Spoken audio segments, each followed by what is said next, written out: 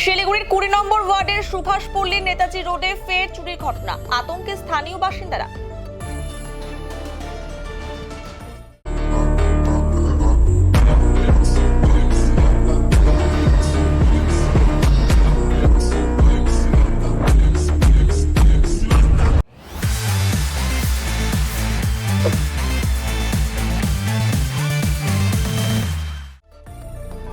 প্রসঙ্গত গত শুক্রবার রাতে নেতাজি রোড এলাকায় একটি বাড়িতে চুরির ঘটনা ঘটে। বাড়ি ফাঁকা থাকার সুযোগকে কাজে লাগিয়ে বিদ্যুতের তার সহ রান্নার বাসনপত্র, টিভি সহ অন্যান্য জিনিস চুরি করে চম্পট দেয় চোরের দল। সেই ঘটনার 24 ঘন্টা কাটতে না কাটতেই ওই বাড়ির কাছেই ফের একটি গালামালের দোকানে চুরির ঘটনা ঘটে। রবিবার সকালে দোকান মালিক দোকান খুলতে এসে চুরির ঘটনা দেখতে পান। প্রায় 40 থেকে 50 হাজার টাকার জিনিস চুরি হয়েছে। খবর পেয়ে ঘটনাস্থলে পৌঁছায় ওয়ার্ড কাউন্সিলর এবং পুলিশ প্রশাসন। চোরকে শীঘ্রই ধরা হবে বলে আশ্বাস দিয়েছেন পুলিশ আধিকারিকেরা। তবে একের পর এক চুরির ঘটনায় আতঙ্কে রয়েছেন বাসিন্দারা। গোটা ঘটনার তদন্তে পুলিশ।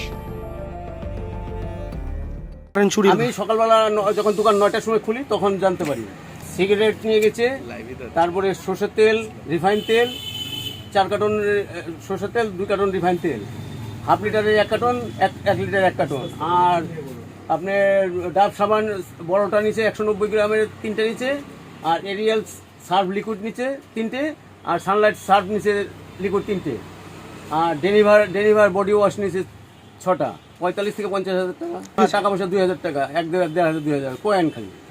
আমাদের কোনো নিরাপত্তাই নাই, তো কী করবো? কাউন্সিলর বলছিল যে পুলিশ চেক আপ করে গেছে, তো সব ফটো নিয়ে গেছে, বললে যে অ্যাপ্লিকেশন জমা দিতে, অ্যাপ্লিকেশন লিখে নিচ্ছি আর জমা দিতে যাবো। এখন বলে যে আমাকে হোয়াটসঅ্যাপে একটা পাঠাই দিই।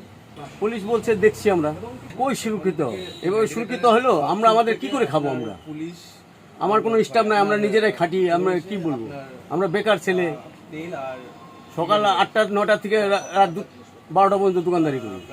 দেখুন সামনে বালাপুর আছে, চাপকুটি আছে, ওখানকার সব নেশার ছেলে পেলে এসে আগের দিন এই আপনার পাশের বাড়ির বিল্ডিংয়ে চুরি হয়েছে।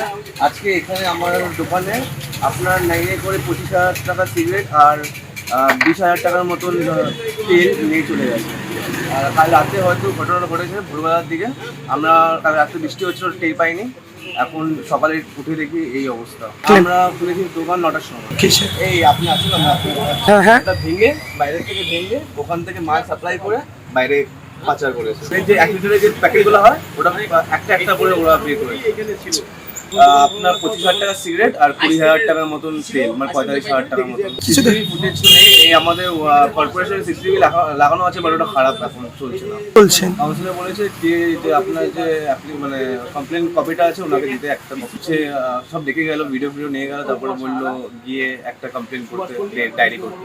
এখন তো মানে আমাদের আতঙ্ক হয়ে গেছে। এখন অবস্থা বুঝতে পারছি না কি করবো। আগে তো মনে হচ্ছে আস্তে আস্তে আরো চুরি বাড়ছে, এখন পুজোর আগে আরো প্রবলেম পড়ে যাচ্ছি আমরা।